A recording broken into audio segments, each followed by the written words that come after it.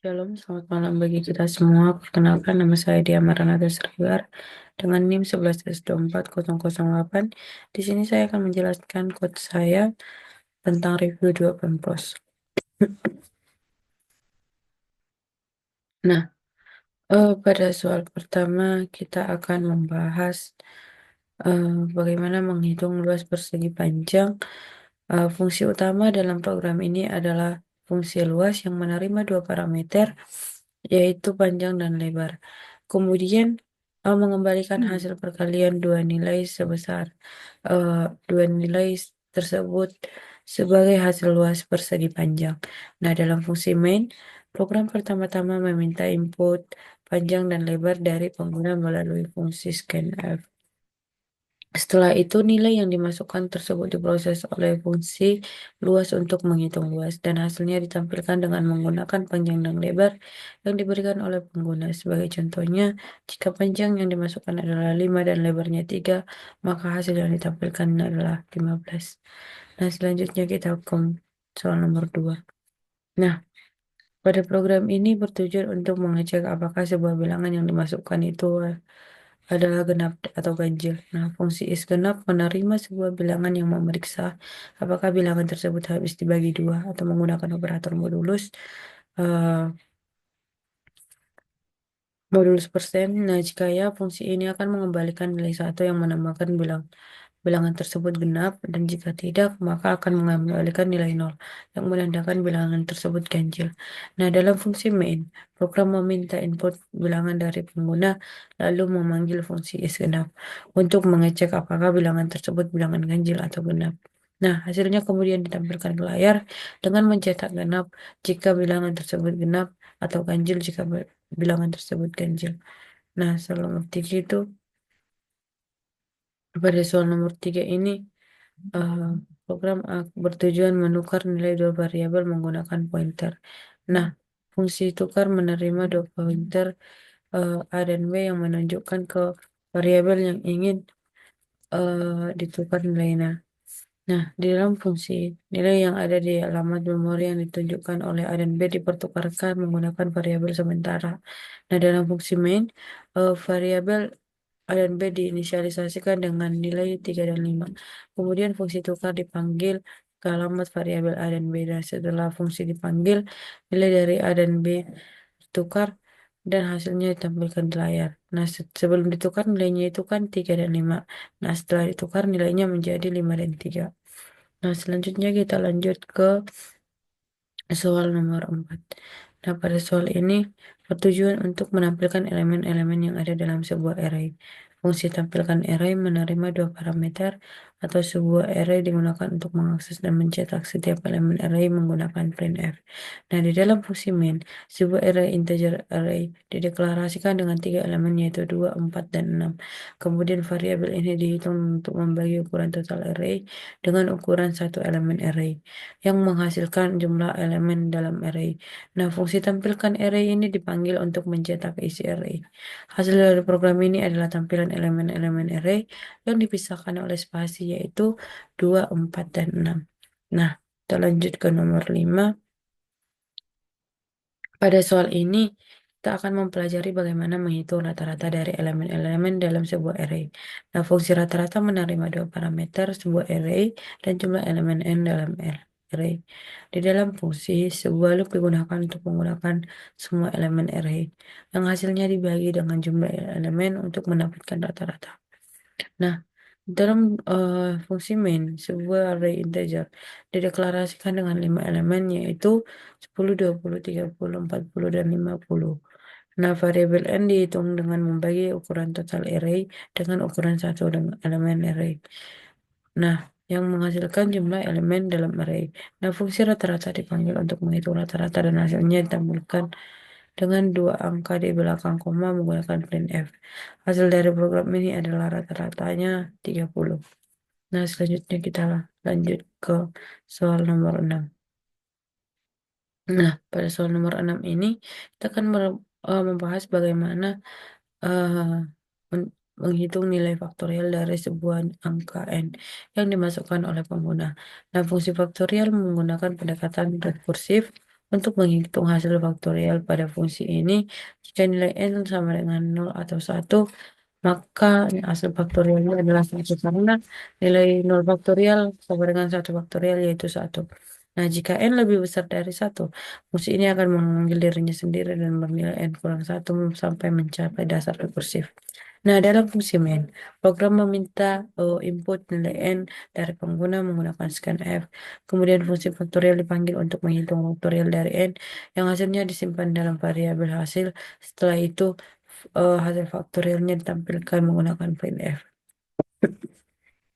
Nah, sebagai contoh itu kita dapat menggunakan inputnya itu 5, maka outputnya itu 125, di mana 5 faktorial itu hasilnya 120. Nah, kita lanjut ke soal nomor 7. Pada soal nomor 7 ini, program ini bertujuan untuk mengkonversi nilai angka menjadi nilai huruf sesuai dengan rentang yang ditentukan. Nah, fungsi konversi nilai menerima sebuah nilai integer yang mengembalikan karakter huruf berdasarkan rentang nilai yang diberikan. Jika dia lebih besar sama dengan 85, akan dikonversi menjadi A. Jika dia lebih besar sama dengan 70 dan lebih kecil dari 85, akan dikonversi menjadi B. Jika dia lebih besar dari 60 sama dengan lebih kecil dari 70 itu dikonversi menjadi C, dan dia lebih besar sama dengan 50 dan lebih kecil dari 60 akan dikonversi menjadi D. Dia lebih kecil dari 50 akan dikonversi menjadi E. Nah, dalam fungsi main, program meminta pengguna untuk memasukkan nilai menggunakan scanf. Nilai tersebut kemudian diteruskan ke fungsi konversi nilai untuk mendapatkan nilai fungsi yang sesuai. Nah, hasil konversi ini disimpan dalam variabel huruf dan ditampilkan di layar dengan menggunakan printf. Nah, contohnya itu kita ambil inputnya itu adalah 75, maka outputnya itu adalah B. Baik, selanjutnya kita lanjut ke nomor 9. Nah, pada kali ini kita akan mempelajari bagaimana menggunakan alokasi memori dinamis untuk menyimpan array dengan ukuran yang ditentukan oleh pengguna. Nah, eh, di sini ada input ukuran array. Nah, program meminta pengguna untuk memasukkan nilai n yang akan digunakan sebagai ukuran array yang akan dibuat. Nah, setelah itu ada alokasi memori dinamis. Program menggunakan fungsi malloc untuk mengalokasikan memori dinamis sebesar n. Setiap elemen array akan disimpan sebagai tipe data integer. Nah, selanjutnya itu ada jika malloc gagal dalam mengalokasikan memori, misalnya karena keterbatasan memori, maka program akan mencetak pesan error dan mengakhiri program dengan nilai keluar. Nah, ada juga mengisi array dengan nilai. Nah, array diisi dengan nilai yang merupakan kelipatan dari 5, yaitu eh, contohnya itu adalah 5, 10, 15 seperti itu. Terus ada itu menampilkan elemen array. Nah, program kemudian mencetak setiap elemen array yang telah diisi dengan nilai-nilai tersebut. Terus ada membebaskan array. Setelah menggunakan array selesai, program membebaskan memori yang telah dialokasikan menjadi free untuk mencegah kebocoran memori. Nah, yang terakhir itu adalah pengakhiran program. Program mengakhiri eksekusinya dengan nilai keluar 0 yang menandakan bahwa program telah berjalan dengan sukses. Nah, program ini memberikan contoh penggunaan memori dinamis yang malloc untuk membuat array sesuai dengan input dari penggunanya. Terus mengisi array dengan nilai dan kemudian menampilkan sebelum akhirnya membebaskan memori yang telah digunakan. Selanjutnya kita masuk ke soal nomor 10. Nah, pada program ini kita akan belajar bagaimana mengalokasikan memori untuk sebuah array menggunakan fungsi malloc dan kemudian mengubah array tersebut menggunakan fungsi realloc. Pertama, eh,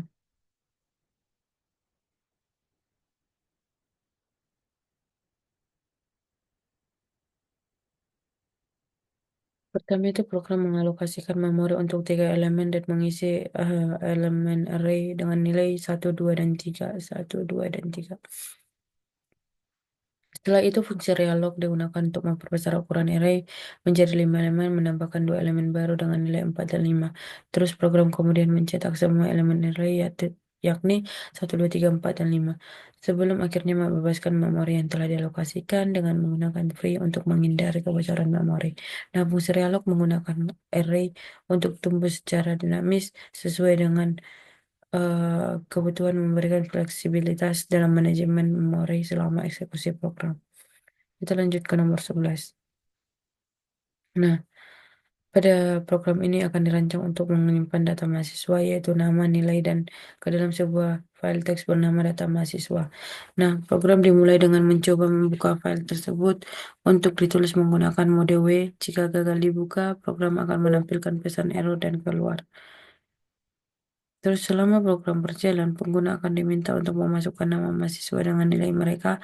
Data yang dimasukkan kemudian disimpan dalam file dengan format nama nilai diikuti dengan baris baru. Program akan terus meminta input sehingga mengetik exit pada nama yang akan menyebabkan loop berhenti sehingga itu file ditutup dengan F-close untuk menyelesaikan penggunaan proses penulisan dan menutup file yang dengan aman. Sebagai contoh, jika pengguna memasukkan L85 dan Budi 90, maka filenya adalah L85 dan di bawahnya itu Budi 90. Nah, program ini memungkinkan penyimpanan data mahasiswa dalam file teks dengan cara yang sederhana dan efisien. Terus kita lanjut ke nomor 12. Nah, program ini memungkinkan penyimpanan data mahasiswa dalam file teks dengan cara yang sederhana. Terus, program ini bertujuan untuk meminta membaca data dari sebuah file teks yang bernama data mahasiswa dan menampilkannya di layar. Program dimulai dengan mencoba membuka file tersebut menggunakan mode R atau read. Terus jika file gagal dibuka, program akan menampilkan pesan error dan keluar. Selama file berhasil dibuka, program membaca isi file baris demi baris dengan menggunakan fungsi scanf yang mengharuskan program untuk membaca sebuah string atau nama, integer atau nilai dan file. Dan setiap pasangan nama dan nilai yang dibaca akan ditampilkan dengan format nama, nilai. Nah, proses ini berlanjut hingga mencapai nilai file yang ditandai dengan E of F atau End of file. Setelah itu, selesai membaca dan menampilkan semua data, program menutup file dengan fungsi fclose dan mengakhiri eksekusinya. Nah, program ini bertujuan untuk menampilkan informasi mahasiswa yang disimpan dengan file teks secara terstruktur. Nah, selanjutnya kita lanjut ke nomor 13. Nah, pada soal nomor 13 ini kita akan mempelajari kalkulator sederhana yang menggunakan fungsi pointer untuk melakukan operasi matematika. Nah, pengguna diminta untuk memasukkan dua angka ke dalam sebuah operator, misalnya itu 3 dan 4. 3 dan 4. Terus berdasarkan operator yang dimasukkan, program akan memilih fungsi yang sesuai dengan switch, case, dan pointer fungsi. Ada 4 operasi yang tersedia: penjumlahan tambah, pengurangan, perkalian, dan pembagian. Nah, fungsi pointer yang sesuai kemudian dipanggil untuk menghitung hasilnya. Terus fungsi pointer yang sesuai kemudian dipanggil untuk menghitung hasilnya. Sebagai contohnya itu jika pengguna memasukkan 3 dan 4, maka program akan memanggil fungsi kali untuk menghitung hasil pointer. Nah, program juga menangani pembagian dengan 0, di mana jika pembagian menjadi 0, hasilnya akan menjadi 0. Program ini memungkinkan pemilihan fungsi secara dinamis menggunakan pointer fungsi, menjadikannya lebih fleksibel dalam menjalankan berbagai operasi matematika. Terus kita lanjut ke soal nomor 14. Nah, pada soal ini kita akan mempelajari bagaimana fungsi untuk menampilkan elemen-elemen genap dari sebuah array. Di dalamnya terdapat dua bagian utama, fungsi filter genap dan fungsi main. Fungsi filter genap menerima sebuah array dan ukurannya sebagai parameter, kemudian mencetak elemen-elemen yang merupakan bilangan genap dengan memeriksa setiap elemen array menggunakan operator modulus. Nah, jika hasil pembagi elemennya itu 2 adalah 0, berarti elemen tersebut genap dan akan dicetak. Di dalam fungsi main, sebuah array yang berisi angka 1, 2, 3, dan 4 dibuat dengan ukuran array dihitung untuk menggunakan size of. Fungsi filter genap kemudian dipanggil untuk memproses array dan menampilkan hasilnya. Terus hasil output dari program ini adalah angka genap yang terdapat dalam array tersebut, yaitu 2 dan 4.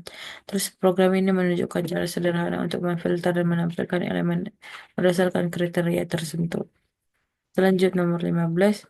Nah, pada soal ini kita akan membahas bagaimana program ini meminta input dari pengguna untuk menghitung nilai rata-rata. dan konversi nilai huruf bagi jumlah mahasiswa. Pertama, program meminta jumlah mahasiswa yang akan diproses. Selanjutnya, dalam sebuah loop, program meminta input nama dan nilai untuk setiap mahasiswa. Nilai yang dimasukkan kemudian dikonversi menjadi huruf menggunakan fungsi konversi nilai yang memberikan nilai huruf berdasarkan letak nilai yang ditentukan A, B, C, D, dan E. Nah, setiap hasil berupa nama mahasiswa, nilai, dan huruf akan ditampilkan. Selain itu, program juga menghitung total nilai untuk semua mahasiswa dan di akhir menampilkan rata-rata nilai. Misalnya, jika terdapat 3 mahasiswa dengan hasil masing-masing 85, 70, dan 55, program akan mencetak nama, nilai, dan huruf untuk setiap mahasiswa serta menghitung dan menampilkan rata-rata nilai mereka. Nah, program ini membantu untuk memproses data nilai mahasiswa secara efisien dan memberikan konversi nilai yang sesuai dengan kriteria yang telah ditetapkan. Kita lanjut ke nomor 16. Nah, dalam soal ini kita akan membahas bagaimana program ini dirancang untuk menghitung total belanja dan memberikan diskon berdasarkan jumlah pembelian barang.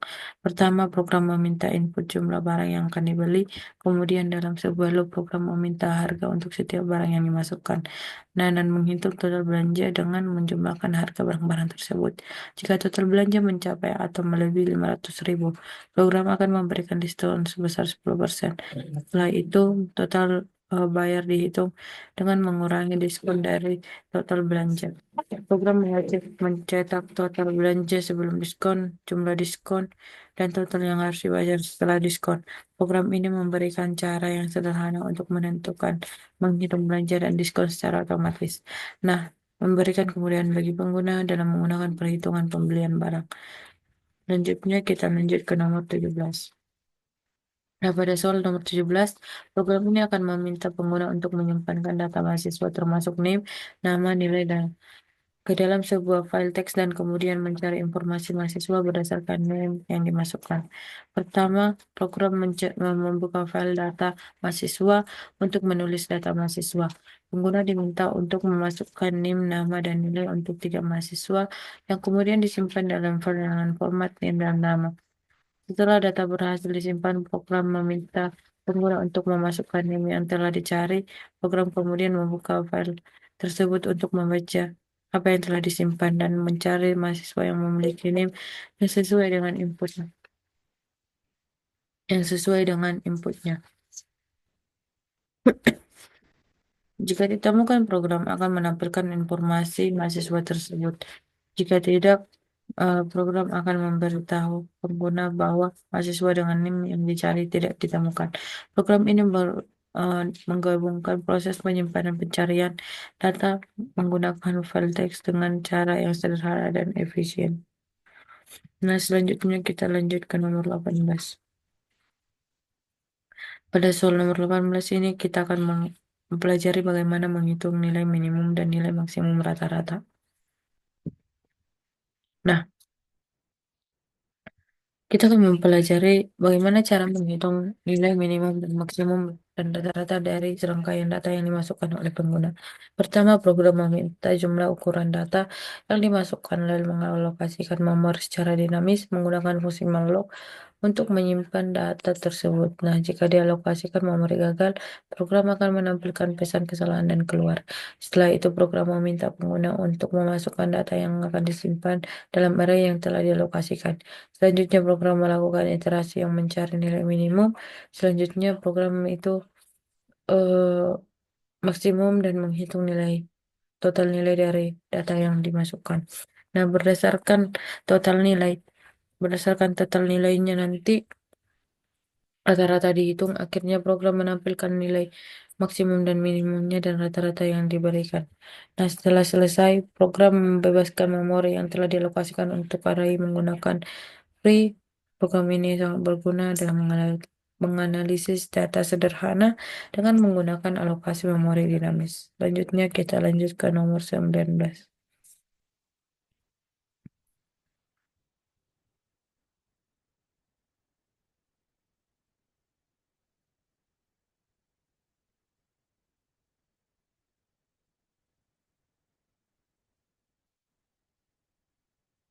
Nah, pada nomor 19 itu kita akan mempelajari bagaimana menghitung total pembayaran setelah diskon berdasarkan pilihan strategi diskon yang diberikan oleh pengguna. Pertama, program meminta input total belanja dari pengguna, kemudian program menampilkan tiga pilihan strategi diskon yang dapat dipilih oleh penggunanya. Nah, diskon 10%, diskon 15%, dan diskon 20%. Berdasar pemilihan yang dimasukkan, program akan mengatur fungsi diskon yang sesuai menggunakan pointer fungsi. Nah, fungsi-fungsi diskon yang tersedia atau diskon 10, diskon 15, dan diskon 20 masing-masing akan menghitung potongan berdasarkan persen yang telah ditentukan. Setelah itu, program menghitung total bayar setelah diskon dan mengurangi potongan dari total belanja. Nah, program ini program ini menggunakan pendekatan fleksibel dengan pointer fungsi untuk memungkinkan penerapan berbagai strategi diskon tanpa perubahan kode yang signifikan. Terakhir, program akan menampilkan jumlah diskon yang diterapkan dan total yang harus dibayar oleh pengguna setelah diskonnya. Nah, selanjutnya kita lanjut ke nomor terakhir, nomor 20. Nah, pada quote ini kita akan belajar bagaimana untuk mengelola data mahasiswa, termasuk menyimpan informasi ke dalam file yang menunjukkan data dari file. Nah, pertama, program meminta pengguna untuk memasukkan jumlah mahasiswa yang akan diproses. Setelah itu, program mengalokasikan memori dinamis untuk menyimpan data mahasiswa menggunakan malloc. Setiap mahasiswa memiliki nama dan nilai yang akan dimasukkan oleh pengguna. Nah, nilai yang dimasukkan kemudian dikonversi menjadi mutu menggunakan fungsi konversi nilai yang mengubah nilai numerik menjadi nilai mutu A, B, C, D, E. Nah, setelah data mahasiswa terkumpul, program membuka file akademik untuk menulis data ke dalam file tersebut. Setiap mahasiswa ditulis dengan format yang mencakup NIP, nama dan nilai, dan mutu yang telah dikonversi. Program kemudian menutup file setelah penulisan selesai. Nah, selanjutnya program membuka file tersebut kembali ke dalam mode baca untuk menampilkan seluruh data mahasiswa yang telah disimpan. Setiap baris dalam file dibaca dan ditampilkan satu persatu menggunakan gets. Setelah selesai, file ditutup dan memori yang dialokasikan untuk data mahasiswa dibebaskan dengan free. Nah, program ini memberikan contoh pengelolaan data dinamis menggunakan alokasi.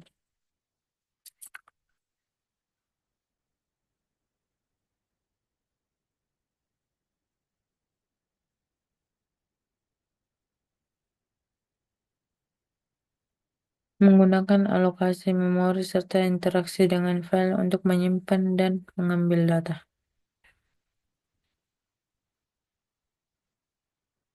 Mungkin sekian yang dapat saya sampaikan mengenai presentasi review 2 saya. Terima kasih.